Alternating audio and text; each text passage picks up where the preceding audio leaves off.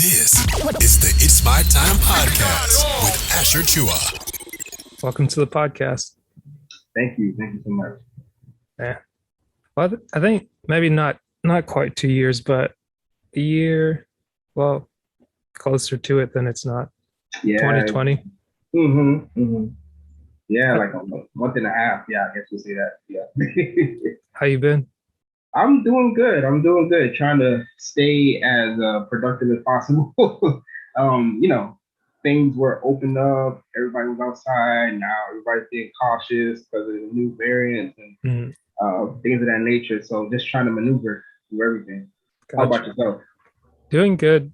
Staying active over this way. Doing a little bit of work on the podcast, working at work, and just staying out there. I guess around this time, it's funny. I saw a video. I was talking about how August is kind of like that swing month where for some it's a rest month if you've been working the majority of the year, and then for others it's kind of like an opportunity to double down and get further ahead. So I think I've had to do a little bit more of the resting and just kind of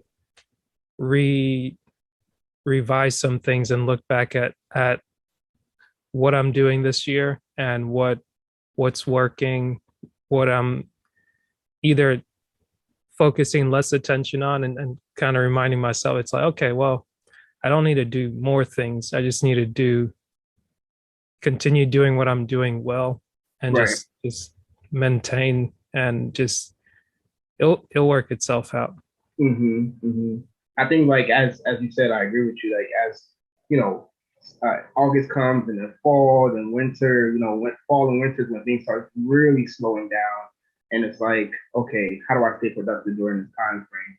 And I think the biggest thing, as you said, is just reallocating your energy to what's really working for you. Focus on what's really working and what's really helping you to be productive.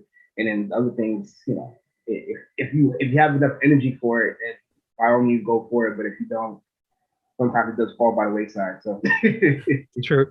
Yeah. So it's interesting. Yeah, I feel the same way with you as far as just trying my best to, focus on what I'm really good at and what my goals are and what I'm trying to build structure with, and the things that I know personally that I've been slacking on.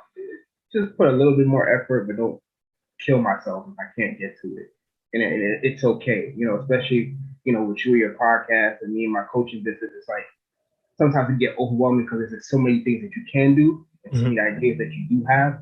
And it's like, okay, slow down. What can you actually accomplish at this moment? And once you accomplish that, then move on to the next thing. But don't just try to do everything at one time. So, right. Yeah. How's the coaching going, by the way? Oh man, coaching is going good. As far as clients, I do admit, like, it has dwindled. I do have my loyal clients. And, I'm having the personal coaching sessions, which is great. But I have realized that, they're now, it's now time for me to allocate, as we're talking about now, allocate different my energy and resources to other things. So I have been working on a book for like 2 years, 3 years now. Yeah, so I'm at this. I've been telling people, like, I'm literally at like the 5th edit of the book because of the fact that I've had multiple people read it. I had a friend that's really good, like, with editing papers and stuff like that. She read it, and then I had someone independently that I just met like a year or two ago. She's been reading it. She actually edits other people's books as well, and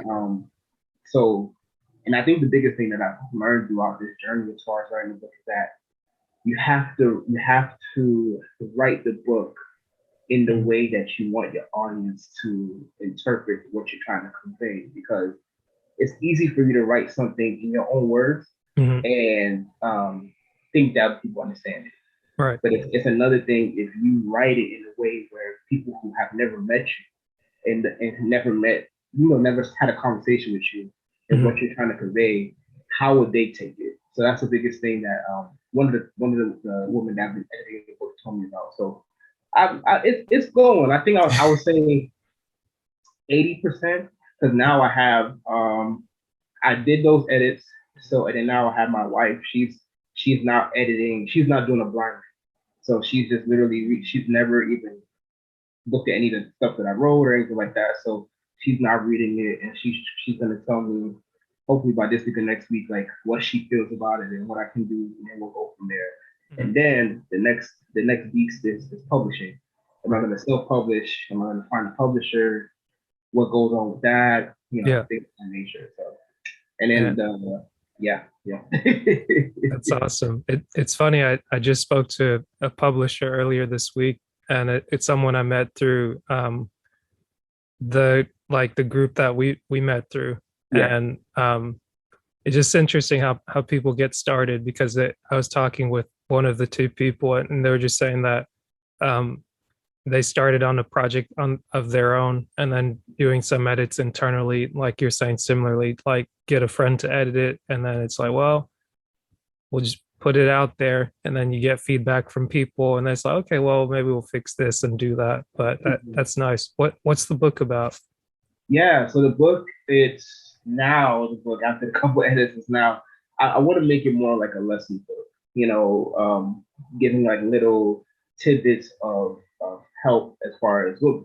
I guess the premise of the book is just about self-love and how to apply self-love in many aspects of your life in which you're dealing with certain situations. So it's like more like a lesson book, teaching people how to love themselves more, and especially in relationships, because I focus on relationships, but Right. I think the biggest thing within a relationship, even with yourself or with other people, is how much you love yourself. Because that I feel like that's the bar that you'll set in your relationships. Because if you love yourself, certain things you would have put up with. If you love yourself, you will communicate more with certain things that you like or dislike.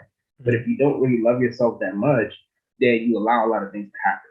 You Right. allow a lot of situations to keep going. You allow certain people to talk to you a certain way or treat you a certain way. So I just wanted to give out a lesson book of teaching people how to basically figure out things in their lives and I guess reorder it Yeah.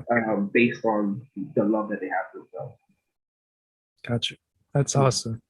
I think that's needed because Yeah. I know as I was talking earlier about kind of putting things into perspective. I think a big thing that comes around it outside of like, where am I putting my attention? It's like, well, are you putting enough attention to yourself? Like, do you Yeah. love yourself? Because it's like if you're um if your self-esteem is based on the external, like things in the way that your environment shaped you or how you've come to understand this is what validates me, it Yeah. becomes pretty stressful to be like, okay, well, I'm okay right now, or tomorrow I'm not okay because somebody said the wrong things to me or people are looking at me sideways. It's like, Yeah. maybe you need to take some time and just kind of look yourself in the mirror and just let yourself know that, hey, I love you. It's like, Mm-hmm. it shouldn't be it shouldn't be so hard, but if you if you've never been told that or if you've never been able to see that for yourself, then it can be difficult. Mm-hmm. I completely agree with that because of the fact that, especially in our society now, we're so focused on social media, getting likes, comments, attention, clout, whatever it may be, on multiple platforms. And Mhm. it's like like for me, I even catch myself. I might jump on Instagram for maybe like 1 or 2, thinking I'm gonna be on there for 1 or 2 minutes, and then Mhm. I go into another rabbit hole, another rabbit hole, another rabbit hole, and then I look at the time and like, well, I've been on this for like 2 hours, and it's like it's not only because I'm trying to look at other things, but it's also like who's liking my pictures, who's commenting on the things that I'm doing. Especially we both are entrepreneurs, and it's like when it goes to your page, it's like, okay, is this content working? Is this person? Are people actually liking what I'm putting out into the world?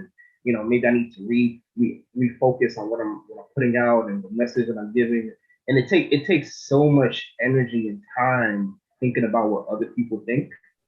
And when it comes to the end of the day, and you're looking at yourself, and it's like, did I even give enough time for myself today? Did I even take a or carve out certain amount of minutes in the day to just focus on the love that I have for myself, getting the energy back that I'm giving out to the world, um, self care, all these different things. Because I think a lot of people are losing sight of that. We're so focused on what other people are doing or what other people think about us. We're not really focusing on, who we are as a person. And Right.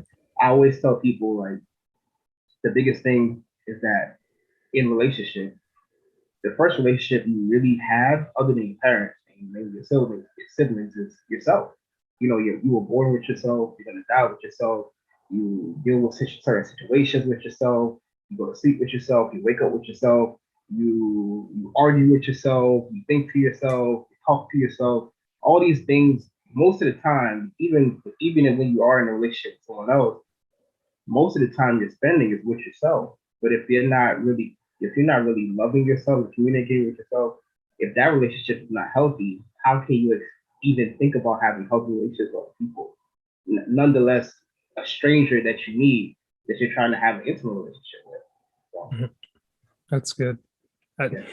I feel like you've been hitting on all the beats where my 2021's been focused, because I guess even in that regard, it's like if the relationship with yourself isn't healthy, you Mhm. start to get short with other people, where even in responding, your patience starts to thin a little bit. And like Yeah. I've caught myself recently where it's like it's very easily where I could let something slide here or there. It's like in trying to um protect myself a little bit more, you start to lash out a little bit more, where it's like, who does this person think they are? It's like, okay, like they're over here complaining about this or talking about themselves, and I'm like, I don't care. But it's like, whoa, you can't just be saying that, depending on Yeah. who you're saying it to. It's like be nice.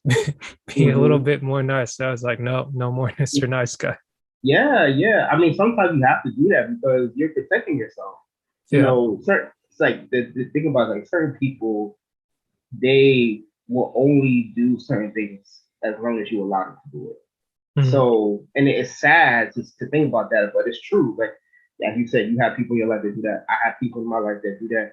It's like certain people may be so self-absorbed that they think that their life is the center of the world, and if you don't make them know and let them be aware that I'm a whole person. I'm just like you. I'm a human being just like you. I have my own issues. I have my own things that I'm dealing with.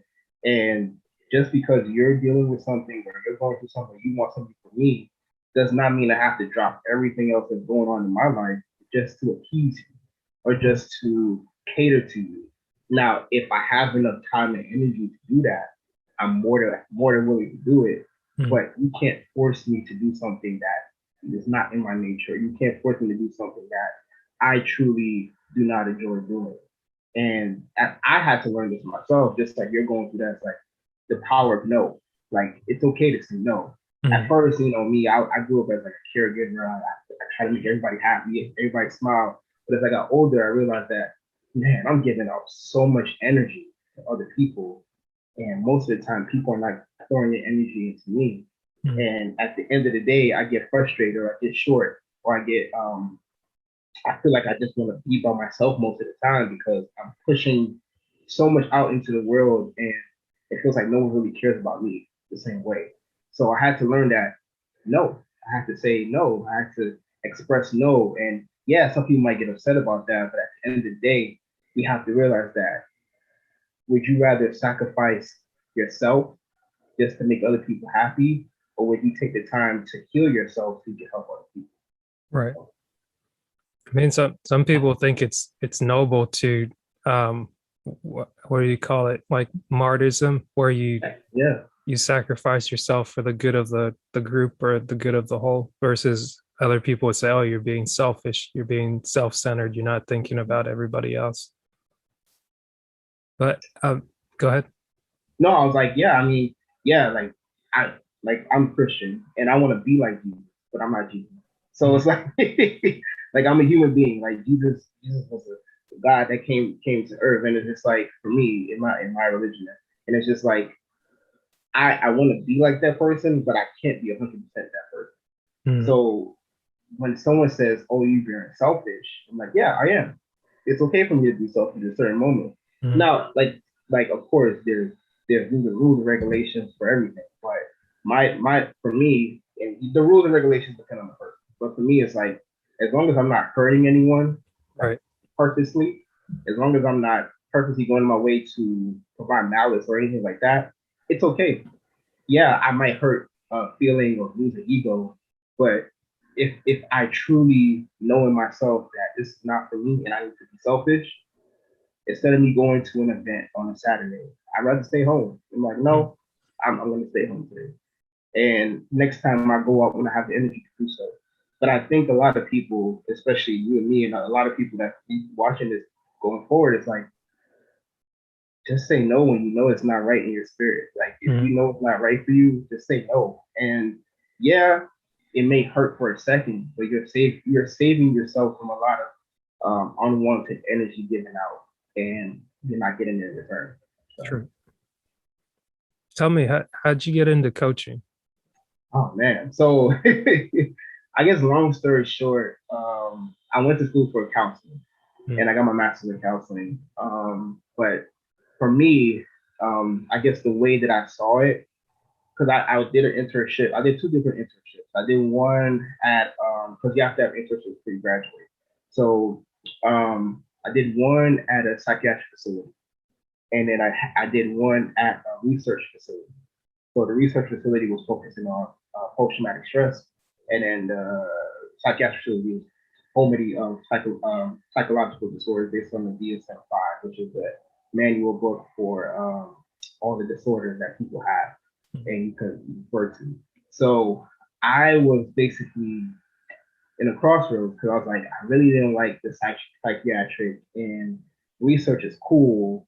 And then I did another one with counseling, and counseling is great. I love counseling. I know to this day I have a lot of friends that are practicing counselors and therapists and licensed, but it's just like I wanted to do something that I have more control of because of the fact that all these different entities have different rules and regulations that they feel is right for them and they feel is right for maintaining order, which is true, which is fine, completely okay.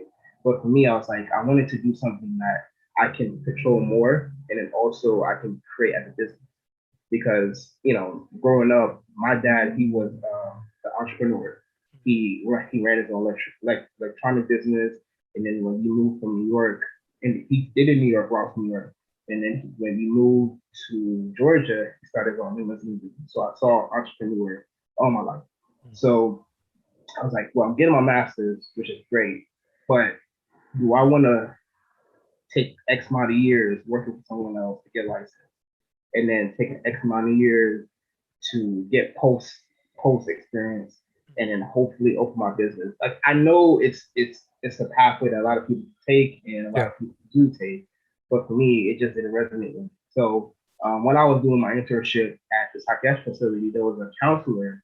She was talking about coaching, and I didn't really know what coaching was, but she was like, "Yeah, my friend keeps sending me this stuff, and I think I think it's for me more." And I was like, "Oh, can you send me that information?" So she did, and as I did more research about it, I think after a year after I graduated, then I actually decided to actually do a course. I did it the Coaching Institute Alliance. I did like a 6-month course to get certified in coaching, Right. and from there they focus on specializing on what your niche is. And, we talked about niche when we met, so Yeah. but it focused on niche and figuring out what population you're more focused on, because the coaching certification is a general certification. I mean, they do talk about different things that you want to focus on, but it's more general, just to teach you about coaching and Mm. how to start a business, things of that nature. And then I got the certification, and from there, I was like, well, what am I going to do with this? Like, how can I expand this the best way? Thankfully, I had a cousin who she had her MBA in international business, so she was actually helping other people start their own businesses on the side. And I talked to her about it, and she was like, "Okay, yeah, let's work." And she helped me get an LLC. She helped me get headshots. She helped me do all these professional things. And then I was like, and then, once I got the LLC, then I was like, okay, boom. And she said, you need to start Facebook, Instagram, get yourself out there, because the biggest thing about starting a business is exposure. You need to get as many people knowing who you are and know what you're about to see if they're interested or if they're not. Right. So from there, I told myself, okay, at first, believe it or not, I wanted to actually do coaching about grief coaching. And because of the fact that when I was young, my mom died when I was 10, and then my older brother died when I was 15. So after those instances happened, Yeah. I became a caregiver in the family. Like, I was the oldest son now. There was three of us, so I had a younger brother. So I was the oldest son now. There was no woman in the family, so I had to learn how to cook, clean, everything. Because my dad, as I said, he was an entrepreneur, so he was working crazy hours. Had to cook, clean, everything of that nature, and I loved helping people. Like, I didn't really have any issues with it, And another thing about it, and my wife even tells me today, it's like people just gravitate towards me. I don't do it on purpose, but it's like people just gravitate towards me, and they just like talking about things that are going on in their life, which is beautiful. I have no problem. I feel like I'm an expert listener at this point in my life. So um, when it came to relationships, that I really wanted to focus on relationships, I realized that a lot of people in my life did not have really successful relationships. They did not really have, the happy marriages that you thought they did. They didn't have the happy relationships. There were a lot of single friends that were dating bad people that weren't right for them, but you couldn't really tell them nothing because they thought they were happy. And I'm just like, well, what's going on? Like, what is happening in the people around me in society that, we're falling so short on relationships? And I realized that when you sit down and talk to a lot of people, they're not really loving themselves the way that they should. So that's where I went in. I got so much. I read a whole bunch of books. I did continuing education on love, figure out like what's Gary Chapman's Five Love Languages, all these different books that I read, and I'm just like, I think that's what it is. I think that's what's missing. And of course, a lot of people, I think it's a buzzword these days, that self-love, self-love, self-love, self-love. We see it a lot. But I don't think a lot of people actually know what self-love is. I think self-love, people like to confuse self-love and other things like self-care. Self-care is beautiful. Self-care is wonderful, and that's part of self-love. Yeah. But I think the biggest component, you have to focus on the macro perspective instead of like, then we get to the micro. Whereas we're talking about micro things that you focus on, and then we'll eventually get to the macro, because once you break down exactly what self-love is, then you can focus on everything going down. But a lot of people are not really understanding the love component of themselves. Like, what are you, as we talked a little bit earlier, what are you doing for yourself? Right. What are you doing to help yourself? What are you doing to care about yourself? What are you doing to make yourself happy? Because, and that's a whole nother aspect, but I don't want to get into that right. But the biggest, so from there, I focused on love, self-love within a relationship, because relationships is a broad term. You can talk about a lot of things in a relationship. But we actually went to that social media workshop that we did, Nikki, shout out to Nikki, that she, we talked about, well, what about relationships? What about things in relationships that you really want to focus on? And then it hit me, self-love. And from there, I became a huge proponent of self-love. Most of the content that I write, I make videos about, cater around self-love. And I think the biggest thing about self-love and being self-love relationship coach is that a lot of things stem from I think self-love. And it's funny that I see the tree behind you. It's like kind of like a tree, because I feel like for me, I feel like self-love is like the roots. It's like a foundation. And from self-love, then a lot of things come from that: confidence, respect, peace of mind, having a stress-free life, communication, all these different things. Because if you actually are loving yourself the way you deserve to, a lot of things in your life will look different, feel different, and you in yourself start talking different, start acting differently, because at the end of the day, no matter what happens to you, no matter who's in your life, you know that you have a certain level of happiness within you that no one can take away because you took the time to love yourself. That's awesome.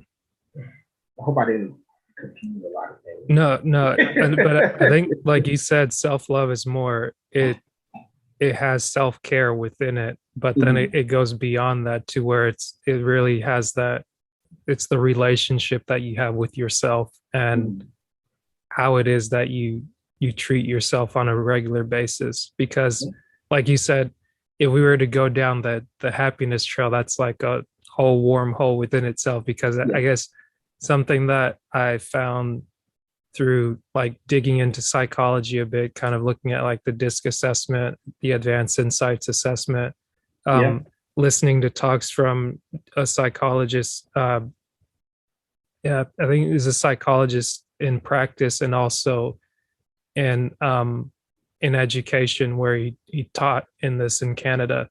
And a lot of the things he talked about is like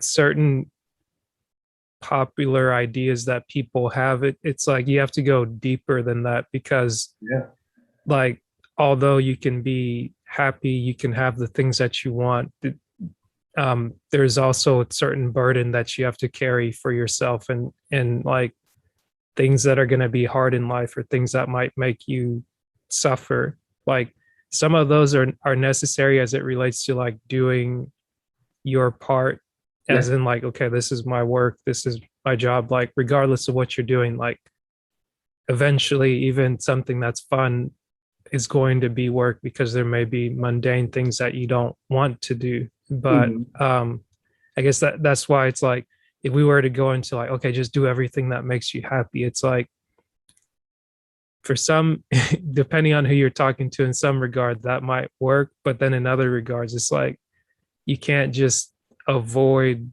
certain responsibilities to just be like, I just want everything to be good, because then that could circle back around to like, you're not practicing self-love if you're not addressing that core issue that just keeps coming back up and keeps coming back up. And then if that keeps being placed on somebody else to be like, oh, like this is going to make me happy, that's going to make me happy, and it's like, then that could get into a whole thing of people confusing happiness or success or whatever it is that they kind of put that together. But that's kind of dancing on the surface of the the rabbit hole.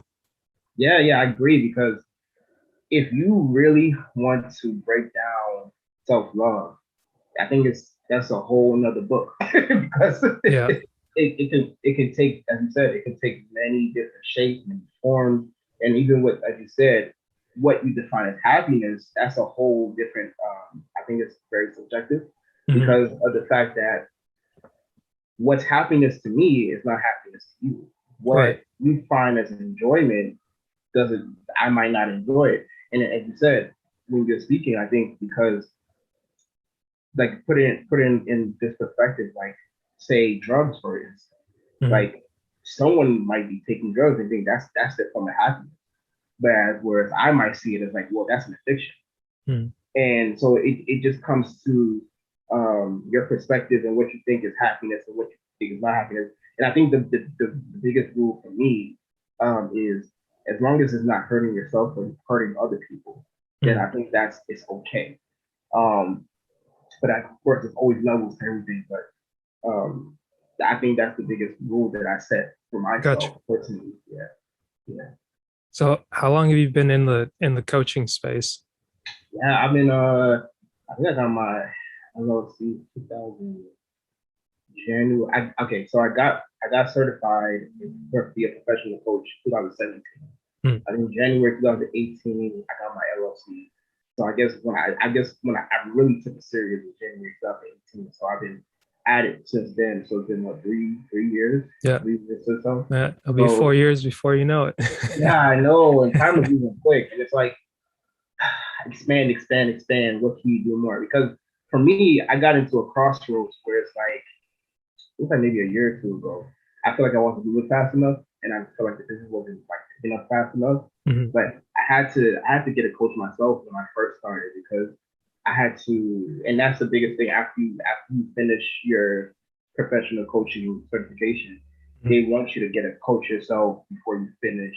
They want you to get maybe a counselor or a therapist because you have to address the things with yourself before you start helping other people. I think that was really Right. valuable. So I had a coach for like a year or two, and when I first started in the business, I had a crossroads. I was like, damn, I'm not. I feel like I'm doing enough. I feel like I'm doing the best I can, but why am I not seeing the results? For me, I thought I was supposed to have like 30, 40 clients. I'm supposed to be working overtime, and I could leave my job that I have right now and do coaching full time. But I got a reality check that things don't move as fast as you think they do, or Mm. things are not going to be exactly the way you want it when at the time that you think it's going to happen. And I had to realize that it's a slow progress. It takes time, especially Yeah. with the business. And I think that another thing for me was like comparison. I can't look at these other coaches that are on these TV shows or all these they have their $1 million clients and all these different stuff because this is my journey. This is my business. So once I had that reality check and I realized that okay, it's time for me to do things that I know that I'm good at. So I started doing series, 4-week series. I started doing more videos. I started focus on the book, starting to write a book. It's just now for me to, I have the gift, I have the talent, but now what resources I can do to expand upon it. Like Mm. personal coaching is beautiful, but at the Right. same time, my cousin, the same person that helped me get the LLC, she told me something very blunt. She's like, personal coaching is great, but it's not going to make you a millionaire Mm. unless you have a client that's willing to pay that much amount of money. People need other things. People need books. People need programs that they Yeah. can look at independently without you. And if they do need personal coaching, then they'll contact you. Mm. But there should be other things that you have at your disposal that you don't even have to even touch necessarily, but it will still get you revenue. It'll still Right. bring revenue in. So for me right now, I've learned that, get the book going and working on that. And also this year, the goal for me is to have a program, like I have a coaching program, like 10 week, whatever week coaching program, whereas I create it and then have people buy it independently on their own and then let it go from there. And then personal coaching, that's my bread and butter. I love doing it. I love Mm. talking to people, but that should be like maybe something that I need to do once in a while Right. instead of me doing it, trying to push myself to find clients, Right. where I'm taking too much time trying to find clients instead of me just enjoying that experience. Mm. So, Gotcha. I guess does having the one-on-one clients, does that take a lot of time, or do you do that like on a weekly basis? yeah, it's a weekly basis. It's my sessions are usually 50 minutes, Hmm. so it's 50 minutes, and then after that we might talk for 1 minute. So it's like around 50 minutes or so. And I love that because it's one on one, and you literally are having a deep conversation with that person.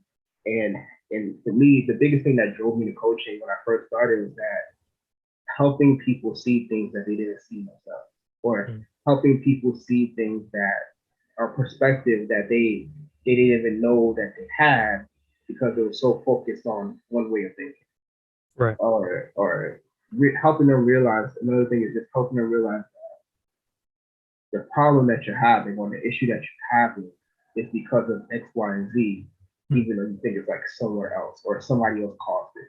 Mm. So and that's the biggest thing for me. So I will always do one-on-one coaching. I think it's really beautiful. But at the same time, I realize that if I just focus energy into one thing and one thing only, yes, I'll get the clients. Yes, I'll make an impact. But there's so many other people in this world that just are not maybe ready for coaching. They're not ready for that one-on-one right away. They may just need a program that they can do independently, and then they open them up to say, okay, well, yeah, what I said was important, and I Mm. do have to work on this. So let me reach out to get a coach. Yeah. Or here's this book that I'm reading, and I am dealing with something in this book that's speaking to me, and now I need to go get a personal coach. Instead of me being direct, I can use indirect ways to, and then it could be direct. I guess finding another strategy. So Right. yeah. That makes sense. I guess how did you find doing coaching or going through counseling yourself before you got started?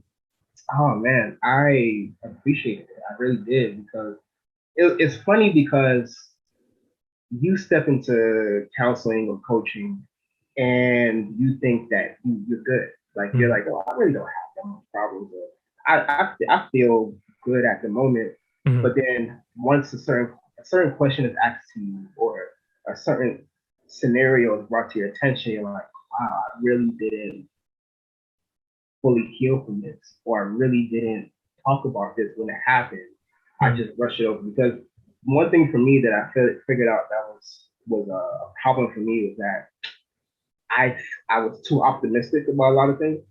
Meaning, I'm an optimistic person. I think I always be an optimistic person. Mm. But when certain bad things happen, I would brush it off and say, okay, well, it happened, whatever. Let's keep moving.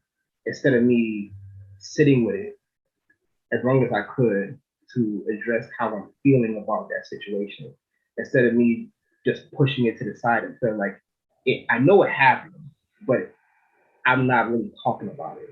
Mm. So when I was in coaching sessions with my coach, and we talked about, what happened after my brother died, because the dynamic shifted in the family from me being the middle child to me being the older child, and me having to learn how to be an older brother just off the whim, and and now having the pressure that have somebody looking at me for guidance and for help.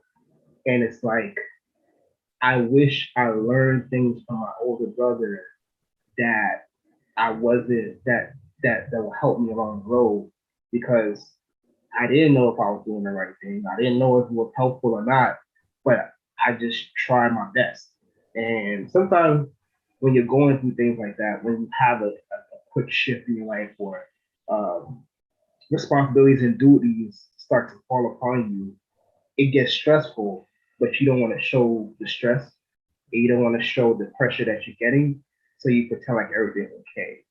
And in certain moments, that's fine. But if you're doing that for a long scheme, like if you're doing it for a long time period, you can break down very easily. You can easily be like, okay, well, I'm fine. I'm fine right now, but I'm just randomly crying one day. Or I'm fine right now, but I'm lashing out at people. Or I'm getting upset, but I shouldn't be getting upset at certain things. So it made me realize to express my emotions more when they happen. And for a man, especially a black man, an African American man in this world, that's hard, because we're taught that you know suck it up, be a man, do what you got to do, and that's it. But once you get into coaching, get into therapy, whichever avenue you choose, Mm. talking about your emotions is powerful, because that goes back to self-love. Like, your emotions are a part of you. They're not Mm. like a separate entity that comes along whenever it feels like it. No, those are inside you. Those are a part of you, and those are your feelings. So you have to address them, and that's Mm. part of healing. So I think that's the biggest thing for me when I learned from coaching. And Gotcha. and I think the biggest thing, coaching and counseling, I know a lot of people tend to get that confused. They're like, well, isn't it the same thing? Mm. And at first I was like, isn't that the same thing? But I was like, it's not really the same thing, because coaching is more in the lines of you, I guess, collaborating with someone. Mm. And hence the name of my coaching business, collaborating with someone Yeah. to help them. And then I think therapy is more of a clinical approach, Mm. whereas you are literally um, speaking with someone that's trying to map out a direction. And there's so many different ways of counseling that I Mm. don't want to just put everything into like a box. Right. But I feel like counseling is more of an approach where you're with someone and they are basically trying to provide you with action items and skills for you to help like stabilize yourself or allow yourself to move forward in life. Gotcha. Certain skills that you can acquire. Whereas a coach, they're literally trying to work with you where you are at the moment. Whereas counseling, they're trying to figure out what caused certain things to happen and how to stabilize you. Right. Hope that makes sense. Yeah. Yeah. Like, I know a lot of people get close to you, so right. Because it's like, I guess going with, I think this year I've done kind of like a hybrid of coaching and counseling, but it's been more coaching because usually we meet up weekly and we discuss, okay, what happened this week, or what do you have coming up, and then we kind of like go through an action plan of like, okay, well, here's your assignment for this week. And I think, do you still get coach or counseling now, like especially since you have clients and you're dealing with people one-on-one? At this moment, no, I don't. But I wouldn't be opposed to doing it again. I think it's very powerful because I see the value in coaching because of the fact that I'm seeing someone in the outside perspective, like literally the people that I meet are complete strangers. So it's like looking from an outside perspective and then bringing it internally. Whereas, if I got a coach or a counselor, it's literally going to be the same thing because sometimes we don't see certain things that's going on in our lives, but someone from an outside perspective does. Whereas, back to the same scenario, like I didn't know I was dealing with certain things until someone from an outside perspective saw it. It was like, well, I see you're doing this. Have you really addressed this? So I'm a big proponent for counseling or coaching, whatever you choose. And I definitely would jump back into the coaching and counseling. Maybe by the end of this year or maybe next year. Gotcha. It's healthy. I feel like it's very healthy because we need someone to talk to that doesn't know us. I think that's the biggest thing because someone that doesn't know us, they don't have any preconceived notions. They can't judge you. They can't base your what you're saying based on your past experiences that they've seen you do. They're just literally seeing you from a blank slate, and then you're filling it in with each other. So, makes sense. Yeah. I guess I'm curious, how was 2020 for you? What's something you possibly gained from that time? Wow, 2020. I realized that I feel like I'm more of an introverted person, but I hated being at home every day because I like being at home. Like I love staying at home on Saturdays, which is really weird. A lot of people like to go out on Saturdays. Like I feel like Saturdays is my self-care day, where I just stay home and maybe watch anime or I watch TV show or a movie and just relax. But I realized that when you were home in 2020, you couldn't even go nowhere. You were at home relaxing too much. So, and I realized that I had to go out and enjoy other people's company. And my wife thinks that I'm an extrovert, but I feel like I'm an introvert because I like to talk to people and I like to have conversations with people. I think that was the biggest thing that was lacking, that I couldn't really be in other people's presence because of the fact of quarantining and we don't know what's open, what's not. You can actually step outside or how the procedures are with mask and things of that nature. So I think 2020 helped me appreciate people.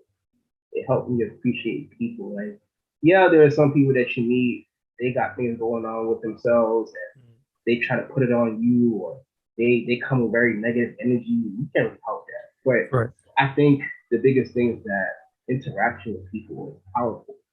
And 2020 helped me realize that we need to interact with each other more. Like, yeah, we got social media. Yeah, we got computers. And we got Zoom, things of that nature. Yeah. But I think human interaction is something that we take for granted. And I think I'm not the only person that feels that way, that you need to interact with people more in the face-to-face setting. And I hope one day one day soon we get to the point where we're able to interact freely instead of having cautions and precautions and rules and regulations and things of that nature. Likewise. And one more question for you. Who do you say you are? Who do I say I am? Ooh, that's a good question. I am a person that lives their life each day trying to make the people around me better. And when I say people around me, I include myself. So I think I'm a big proponent on wanting to see people happy, see people truly enjoying their best life and enjoying their gifts. And if I can help you in any type of way, I'm all for it.